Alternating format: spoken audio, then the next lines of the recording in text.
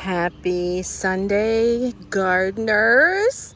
Over here at the plot, a lot has gone on since the last video. One, we had a big storm and it knocked out one of my zinnias. The whole thing from the root came down. Other than that, nothing too tragic. My eggplant are doing phenomenally fantastic. Tomatoes are growing, basil looks nice, everything's fine. We are just in wait around for harvest season right here. I might have to get some extra support here on these tomatoes. They grow like 6 inches every day. When I came over here to check for storm damage, they had fallen over just because they weren't tied to the support. But everything's doing really well. Like I said, the eggplant, there's several on there right now. Tomatoes, basil, some of my aromas down in there, I don't know if you can see, are starting to, you see that little one turning red, that little guy. So we're gonna have some tomatoes soon. I'll probably make some sauce.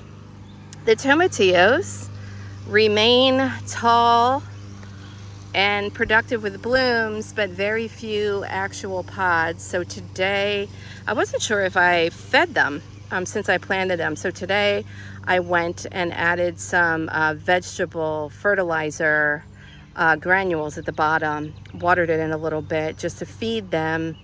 I forget which, I think it's phosphorus that makes the actual vegetables, which is different than the leaf growth. Plenty of leaf growth, need more vegetable production. Peppers here. The reason I came over here the day of the storm was to put these cages on the peppers because I feel like they were getting tall and lanky and maybe needed a little bit of support. Cucumber doing phenomenally well.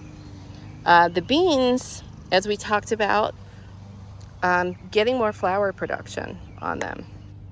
As you can see, these little white flowers.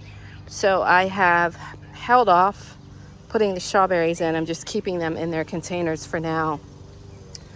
The chard, like I said, is doing great. It looks lovely. I get new chard about I can come up here like every couple of days and get harvest enough chard for a meal. So chard is really productive.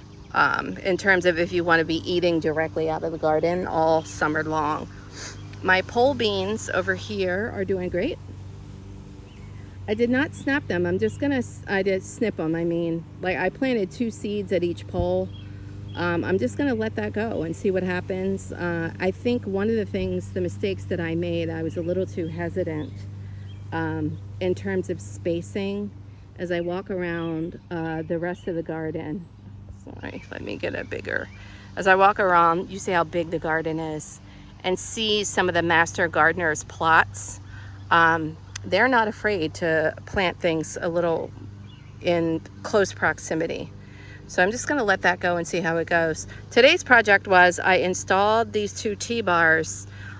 This silver was the galvanized was a A-frame.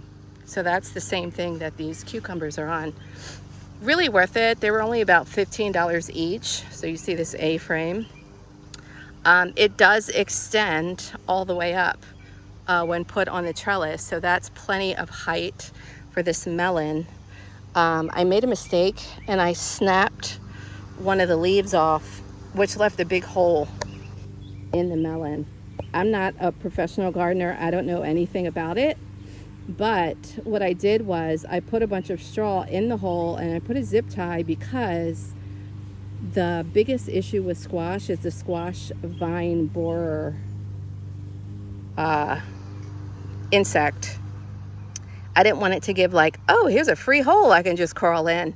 So I just plugged up the hole just intuitively. We'll see what happens. And then I wanted to get some support.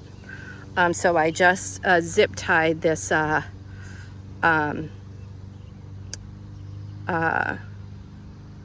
do you call it? It's like plastic trellis up here to give these, they're like mini pumpkins. So this will give them maybe something to climb up on.